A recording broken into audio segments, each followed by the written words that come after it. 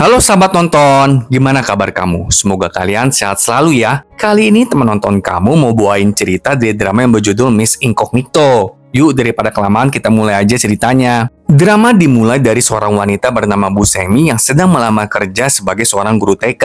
Namun ternyata Semi memiliki cerita kenapa dia memilih menjadi seorang guru TK di daerah terpencil itu. Melompat ke kilas balik 3 bulan sebelumnya. Saat ini kita melihat Bu Semi yang tengah menunggu giliran untuk interview pekerjaan sebagai seorang bodyguard di perusahaan gasung. Nama asli Bu Semi adalah Kim Yongran. Jadi Semi hanyalah nama samaran Yongran ya, sahabat nonton. Ketika Yongran sedang diinterview oleh Lidon, Lidon langsung menolak Yongran, mengatakan Yongran gak cocok menjadi bodyguard di perusahaan gasung. Namun ternyata di belakang layar, ketua Ga yang adalah pimpinan perusahaan sedang mengamati interview tersebut. Saat Yongran tahu dirinya ditolak mentah-mentah oleh Lidon, Yongran tidak menyerah. Yongran melakukan aksinya. Dia bertindak seolah-olah hendak menyerang Lidon, kemudian melompat ke belakang kursi Lidon untuk menangkapnya, supaya Lidon gak terjatuh. Yongran memberitahu Lidon, kalau dia melakukan hal ini untuk membuktikan dirinya, inilah yang akan dilakukan oleh seorang bodyguard. Tentu saja, semua orang yang ada di ruangan tersebut kaget melihat tindakan Yongran.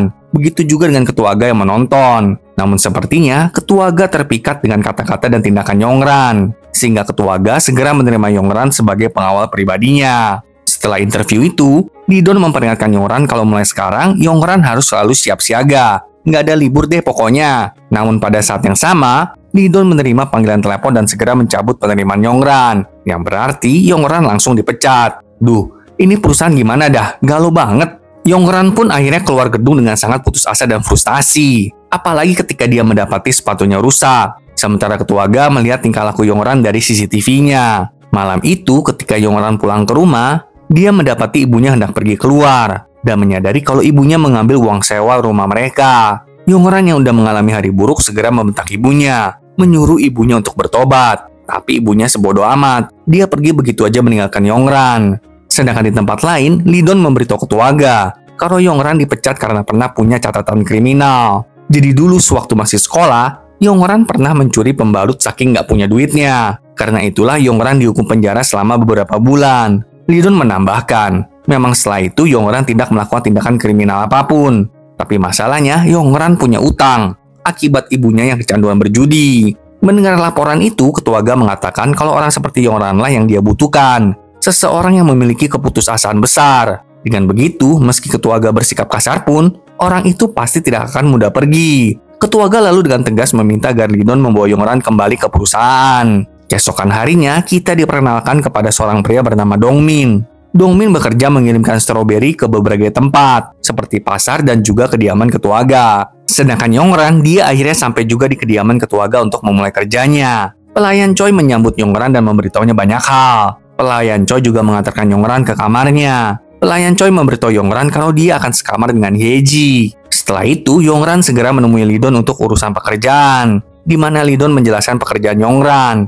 Namun, sebelum Yongran kembali ke kamarnya, Yongran bertanya sudah berapa kali ketua Ga ganti-ganti pengawal. Lidon menjawab kalau tahun ini aja udah 5 kali. Lidon lalu memperingatkan Yongran, kalau jam 11 malam terdengar suara, Yongran tidak boleh meninggalkan kamarnya sampai jam 6 pagi besok harinya. Tanpa bertanya lagi, Yongran pun menyanggupinya. Malam itu, Yongran ke dapur untuk mencari makanan. Tapi saat dia sedang mencari, Yongran menemukan kalau sepertinya ada sesuatu yang mencurigakan di salah satu kabinet di dapur itu. Namun belum sempat Yongran memeriksa kabinet itu, pelayan Choi mendatanginya, menanyakan kenapa Yongran berada di dapur. Yongran menjawab kalau dia kelaparan. Mendengar itu, pelayan Choi memberikan Yongran ramyun untuk dimakannya. Pelayan Choi juga mengatakan kalau dia akan mematikan ponselnya di jam 11 malam dan tidur, meminta Yongran untuk tidak membangunkannya. Wah, ada apa dengan jam 11 malam nih ya? Karena itu pada jam 11 malam, Yongran sengaja keluar dari kamarnya. Dia kembali ke dapur dan memeriksa kabinet yang mencurigakan. Ternyata di dalam kabinet itu ada kamera tersembunyi. Tentu saja, perilaku Yongran ini diamati dengan jelas oleh ketua Ga, yang malahan terhibur dengan tindakan Yongran. Keesokan paginya, Yongran sudah bersiap menemani ketua Ga berangkat ke kantor. Tapi sebelum berangkat, ketua Ga memukul tangan Yongran menggunakan tongkatnya. Hanya karena ketua Ga tidak senang melihat cara Yongran berpakaian. Lalu bagaimana dengan reaksi Yongran? Dia hanya diam saja menerima perlakuan atasannya itu. Di kantor, Sunu yang adalah putra dari ketua Ga mempresentasikan rencana promosi produk ramyun perusahaan. Tapi sepertinya Ketuaga kurang suka dengan rencana promosi Sunwoo. Meskipun Sunwoo berusaha untuk meyakinkan Ketuaga dengan keras menolak ide promosi Sunwoo, lalu pergi meninggalkannya. Malam itu, Yongran mulai mencari tahu tentang keluarga Ketuaga lewat internet, di mana Ketuaga mengalami kecelakaan dan istrinya meninggal. Putri Ketuaga bahkan bundir overdosis di luar negeri. Setelah melihat kehidupan Ketuaga dari internet, Yongran jadi bertanya-tanya dalam hati. Ini orang punya banyak duit tapi kenapa nggak bahagia? Wah, ini pertanyaan semua orang ya kayaknya. Besoknya Ketuaga pergi mengunjungi makam istrinya. Dia meletakkan bunga di atas batu nisan istrinya. Tapi Sunyong melempar bunga dari Ketuaga, lalu menyatakan ketidaksukaannya kepada Ketuaga. Dari kata-kata Sunyong, sepertinya dia menyalahkan Ketuaga atas kepergian ibunya. Kemudian, Chusu yang adalah sopir Ketuaga memberitahu Yongran kalau Sunyong serta Sunwoo bukanlah anak-anak kandungnya Ketuaga. Jadi Ketuaga itu menikahi seorang janda yang memiliki 2 orang anak. Tapi janda itu meninggal dalam kecelakaan. Mendengar itu, Yongran bertanya, jadi siapa putri yang meninggal overdosis di luar negeri? Chusu menjawab kalau putri yang overdosis adalah anak kandung Ketuaga, tapi anak haram gitulah. Chusu memperingatkan Yongran agar berhati-hati dengan Sunyong, karena Sunyong diam-diam selalu memperhatikan gerak-gerik Ketuaga melalui pelayan Choi. Jadi pelayan Choi itu mata-matanya Sunyong lah gitu. Intinya si Sunyong nggak pengen Ketuaga menikah lagi, karena Sunyong takut jika harta warisan Ketuaga jatuh kepada orang lain. Kemudian ketika Ketuaga hendak pulang, dia menyuruh Chusu untuk membelikan kopi, agar Ketuaga bisa berbicara berdua dengan Yongran. Ketuaga lalu bertanya kenapa ada bekas luka di pergelangan tangan Yongran. Yongran menjawab itu karena dipukul. Namun Yongran dengan berani malahan bertanya balik ke Ketuaga mengenai kamera-kamera yang dipasang oleh Ketuaga di setiap penjuru area rumahnya. Yongran berpendapat kalau Ketuaga memang memasang kamera-kamera itu untuk menjaga dirinya sendiri dari incaran pembunuhan. Yongran bertanya lagi, siapa yang Ketuaga curigai? Ketuaga memarahi Yongran, menyuruhnya untuk mencari tahu sendiri tentang hal ini. Saat di rumah, Lidon menyuruh Ketuaga untuk memakan masakan pelayan Choi. Tapi Ketuaga mengatakan kalau masakan pelayan Choi nggak enak. Apalagi pelayan Choi adalah mata-mata Sunyong. Tambah takutlah Ketuaga memakannya. Pada saat yang sama, Yongran menghampiri salah satu kamera CCTV.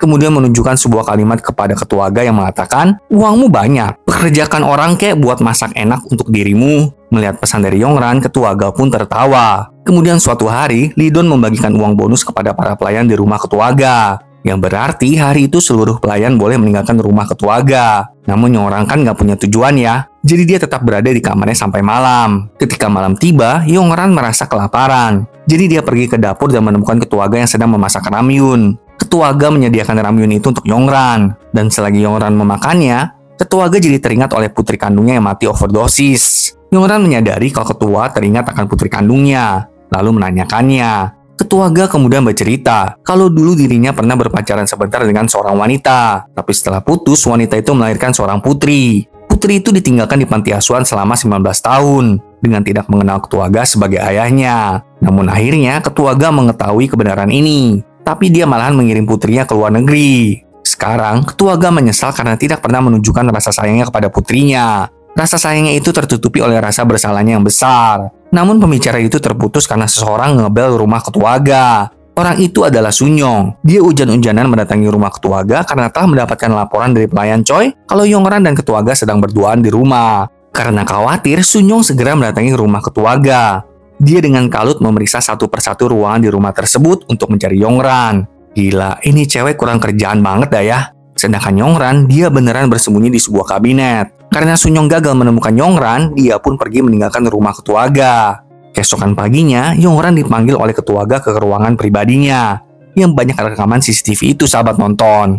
Ketuaga memberitahu Yongran kalau tempat itu adalah tempat di mana Ketuaga makan dan tidur. Ketuaga lalu menceritakan kalau putri kandungnya bernama Yerim. Dan Yerim meninggal bukan karena overdosis, tapi karena dibunuh. Ketika Yerim meninggal, Ketuaga segera mengirim orang ke New York tempat Yerim berada. Namun ketika itulah Ketuaga mengetahui di sebuah koran New York ada sebuah foto. Foto itu adalah Sunyong, yang berarti Sunyong ada di TKP saat Yerim meninggoy. Lalu dengan tegas Ketuaga mengatakan kalau dirinya akan membalas dendam kepada siapapun yang telah membuat putrinya meninggal. Setelah mengatakan itu, Ketuaga memperlihatkan kepada Yongran sebuah berangkas besar. Di dalamnya terdapat sejumlah uang, dokumen, dan emas batangan. Melihat semua itu, Yongran bertanya apa yang bisa dia lakukan untuk Ketuaga. Ketuaga lalu memberikan Yongran sebuah kotak perhiasan berisi cincin, sembari mengajak Yongran untuk menikah dengannya. Apakah Yongran akan menerima lamaran gak umum ini? Mari saksikan kelanjutan drama ini ya, sahabat nonton. Sampai jumpa.